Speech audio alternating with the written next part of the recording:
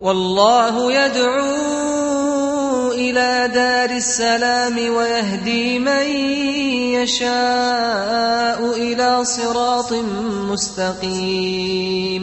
From Egypt. I have the details here. You can clarify them because I think you took some details too. She said she was married to a brother. She's a revert. Both of them were reverts. The brother who did the actual nikah, he said that she's allowed to take a wali. So they took another Muslim brother as a wali. Just a general brother. They had 2 children. They also got divorced 3 times and had children. She says she's not secure on whether this marriage is valid, whether these children are legitimate children. I'm sure you've got some more information on this you can share. Bismillahir Rahmanir Rahim. Alhamdulillah wa salatu wa salamu ala nabiyhi wa mustafah Sayyidina Muhammadin wa ala alihi wa sahbihi wa man walah. I praise Allah and I seek His help. Whomsoever Allah guides is the truly guided one, and whomsoever Allah leaves astray, no one can show him guidance. May the best peace and blessings be upon Prophet Muhammad sallallahu alayhi wa sallam. Narrated Umran ibn Husayn, may Allah be pleased with him, that the Prophet sallallahu alayhi wa sallam has said in one hadith that is collected by Imam Ahmad, may Allah have mercy on him, لا نكاح إلا بولي وشاهدي عدل. And la nikaha means the negation and the nullification of the validity of marriage. Meaning there is no valid marriage without 2 conditions. The first is the approval and the consent of the wali, the guardian of the girl. And it applies to a girl who is virgin. I mean for the first time to get married, or thayyib, that happened to be married before, either widowed or divorced. Second, the second condition is shahiday adl, 2 male witnesses. If the nikah does not fulfill these conditions, if a woman marries herself without the approval of her wali, without consulting him, then the nikah would be considered batil.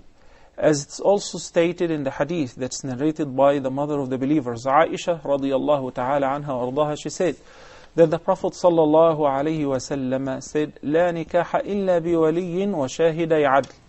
And any nikah does not fulfill these conditions is batil, means invalid. Accordingly, the consequences of having an invalid marriage, that the court must separate between the couple, and the couple must stay away from each other right away once realizing and recognizing this marriage is incomplete and invalid.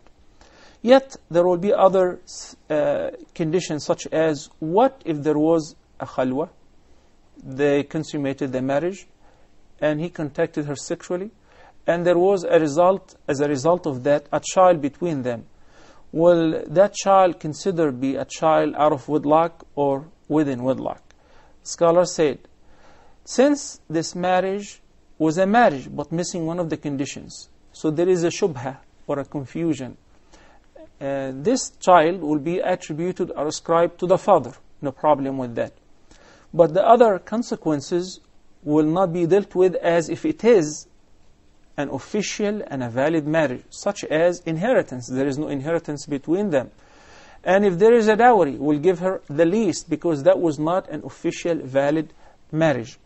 What if we separate them? In this condition, the woman, after consummating the marriage, must stay for the period of the iddah before being able to marry again, even with the same man. And the iddah, as we stated before, it is either 3 periods or 3 tahara after the periods, or for a woman who does not have the period, 3 months. The question is a little bit complicated, because she said, well, we married without wali. The wali is only for the girl, for the wife. Then after he divorced her 3 times, now they figured out that this marriage was invalid and nullified. So they decided to get married again with the consent of a wali. So they started over and they got married again, and accordingly they have children. Unfortunately, many Muslims who are living in the West, they pick and they choose madhahib according to their hawa. It is clearly understood that the opinion which I stated in the beginning is the opinion of the vast majority of the fuqaha. Imam al-Shafi'i, wa Ahmad, wa Malik, wa Sufyan al-Thawri, wa Ibn Taymiyyah, wa Ibn al-Qayyim, and many, many others. opposed to this opinion is the opinion of Imam Abu Hanifa, who said, no, a woman does not really have to have the agreement of a wali, and a woman can give herself in marriage without the consent of her wali if she is mature enough and she is a baligha. And this opinion, of course, according to the stated hadith and references and the Quranic verse, فَلَا تَعْضُلُهُنَّ أَن يَنْكِحْنَ أَزْوَاجَهُنَّ إِذَا تَرَاضَوْا بَيْنَهُمْ بِالْمَعْرُوفِ.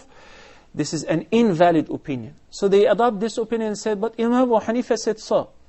And if he divorces her for 3 times, which means irreversible divorce, talaqun ba'in, and he cannot remarry her again, unless if she gets married to somebody else, and she lives with him, and they consummate the marriage, and even if there is a divorce or separation, not pre-planned, okay?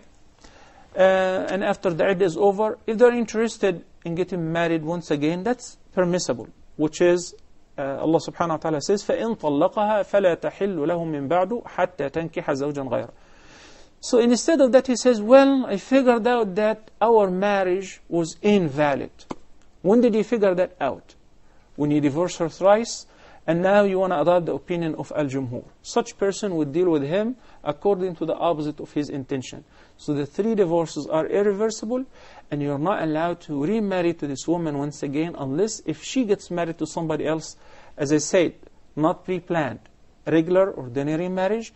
And if there is separation in the future, and you guys are interested to return back to each other, a new marriage contract should be stated. Jazakallah khair, Sheikh.